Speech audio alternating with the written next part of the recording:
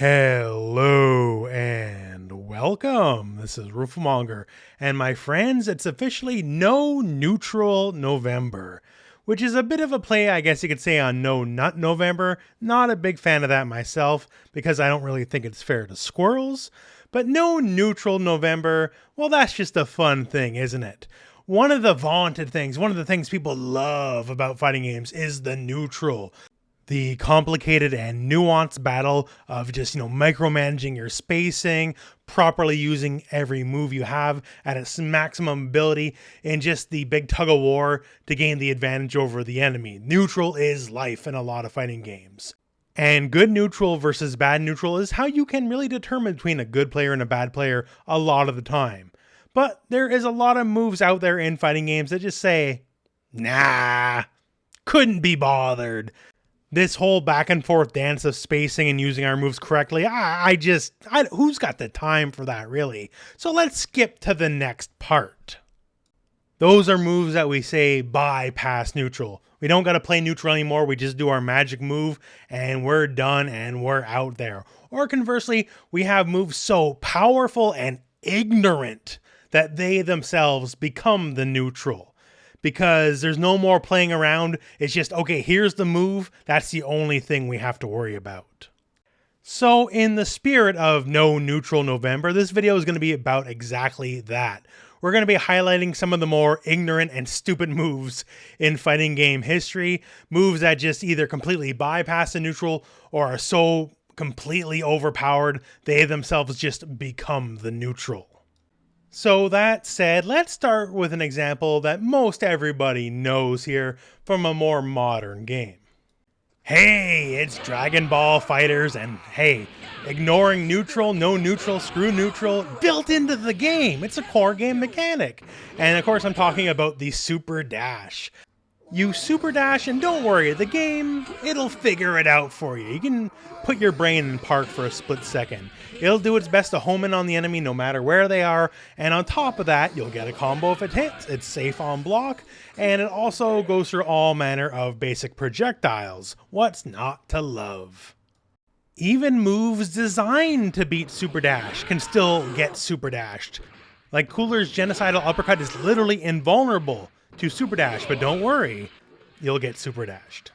Superdashes have the lovely ability to pull direct 180s midair, and even though you think you completely missed, the game will auto-correct it for you. Don't worry, buddy. Take a load off. Superdash is doing all the work. How about going back to Injustice 1, where Superman was top of the mountain? Because holy heck was he strong, and part of it was a string F2-3. The thing about F2-3 compared to a lot of other strings you would use in neutral in Injustice 1 was, well, it had more range than almost everybody, it was faster than almost everybody, and it was eminently safe on block and had a billion options to work with. Like on block, you could go into his breath special, which was only -2 on block, so if you did it again, you would actually beat most of the cast if they tried Challenger button press, which was patently ridiculous. Not to mention on hit, you can go into trait, which was a flat power boost, and get a full combo. So neutral, there was no competing with Superman. And that was just the one string, let alone all the other crazy stuff that made him absolutely busted in Injustice 1. For Guilty Gear Strive, we have Nagoriyuki's Beyblade. So the thing with the Beyblade is this. For a character that's normally meant to be a little slow and have restricted movement options, he gets to cover almost the entirety of the screen with a move that is completely safe on block, one of the best and safest ways to raise his blood gauge, which turbocharges a lot of his normal attacks. And if it actually connects, then it's the easiest thing in the world to get a lot of corner carry, and for the most part, nearly fully refill the blood costs. No matter what combos you want to go, there's multiple routes, and depending where you are, there can be different situations. Effectively, there's never a wrong time to use it, and that's why it's so strong. And when it comes to no neutral, other aspects about the character have also been buffed in a recent patch. When it comes to the King of Fighters, there's a very famous example in Chris's Jump CD. So CD means you're hitting the two heavy attacks together, and that creates its own unique attack, a power attack if you will. And Chris's Jump CD is him just swinging his 2 feet in your face like a madman, And it is the neutral, because once Chris wants to commit, it's incredibly difficult to deal with.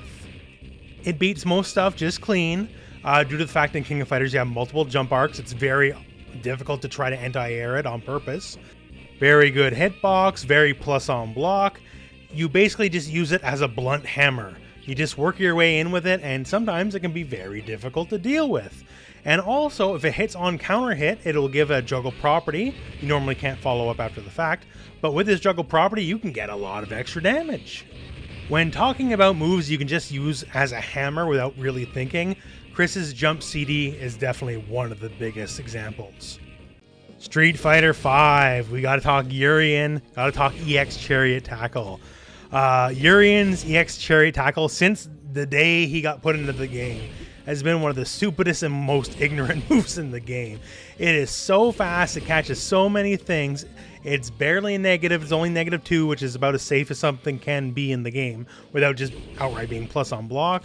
It leaves Urien directly on top of you no matter what tech you choose. It is just so good. It's the kind of move where it's only all upside if it connects, and if it gets blocked, it's kind of whatever. Definitely a very, very silly move. When we talk about no neutral, man, Super Turbo Vega, Street Fighter 2 Turbo Vega, gotta be one of the biggest criminals in gaming history. And we're talking about the wall dive. In Street Fighter 2, Vega's wall dive is so fast, it's completely, well, bypassing the neutral because he's not on the level plane of the ground. And since he's moving so fast in the air, it's really difficult, even if you know it's coming, to stop him while he is airborne. If you manage to block it, and trust me, it's very difficult to tell which way it's going to hit. It's a zero-sum deal because you don't really get anything out of blocking it correctly. It's not like it's a punishable thing or anything. And if you don't, it's a hard knockdown. And very realistically, this is how high-level Super Turbo works. If you get hit by the first wall dive, there's a very realistic chance you just lost the game right there immediately. Because from there, he can infinitely loop wall dives into an unseeable 50-50. You will not be able to visually tell which side it's going to hit on, into Dizzy, into death. So getting hit by this once is potentially game over, and he doesn't have to play the same kind of game you have to play for the most part. So when it comes to moves that just skip the neutral, this one's an all-timer, and Vega's been paying for it ever since. Just an example of a character that just straight up didn't have to play the same game as everybody else. Yun in Street Fighter 4. So he already had 3 angles of dive kicks, which dive kicks are already just not playing the neutral at all, just skipping the neutral. And EX Punch, his lunge punch, depending on the build of the game, it was actually plus on block. So at no point between lunge punch and the dive kicks did he ever have to play the game you wanted to play, because he's just in whenever he felt like it. What a dumb character.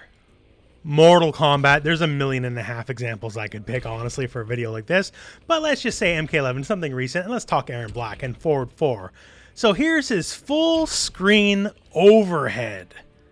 Also goes over a lot of low hitting moves. It kind of does a low crush as well, right? So yeah, full screen overhead. That's a pretty good neutral skip if I ever saw one. Also has an effective identical startup to his full screen low move as well. So it can be very difficult to block at times. Not to mention a bonus EX move follow-up just to make it more safe on block if you felt like, you know, you didn't want to deal, I guess. This move has been nerfed a lot over the course of this game's history, but it's still so ridiculous. And there you have it. So just a few examples out of literally hundreds, right?